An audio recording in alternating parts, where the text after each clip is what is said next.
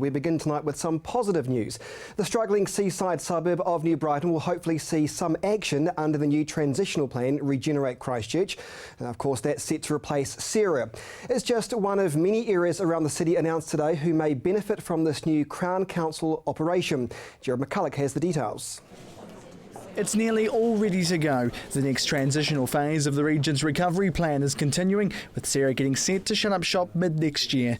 Last month, the government announced plans to close Sarah's doors and create a new organisation, Regenerate Christchurch.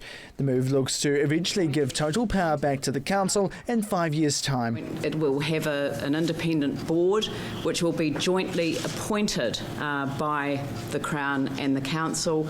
The chair of the board will obviously be a joint appointment that we will be making in the near future. The Mayor and Earthquake Recovery Minister Jerry Brownlee discussed the announcement today. There was also talk to revisit the 100-day blueprint plan put together back in 2012. But it would have to go through a regeneration planning process in order to do that. And I think that's the right way, because you don't actually want to kind of disrupt the intent, which was the catalysing of the redevelopment of the central city. The idea was to try and get people to think about what they contributed in those particular areas.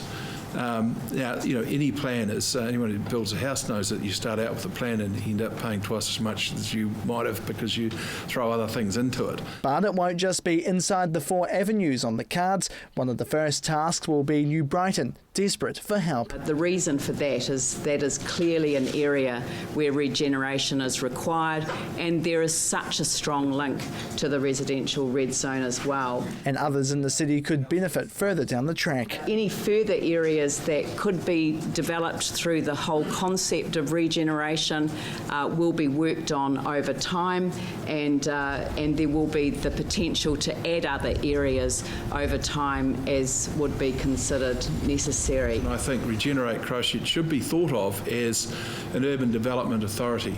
It takes its lead from the Christchurch City Council, but it will have a capacity to deliver good results in areas that we need them. Legislation will need to be passed by central government, making it easier for the council and Crown to work together, as there is currently no shared ownership model in New Zealand.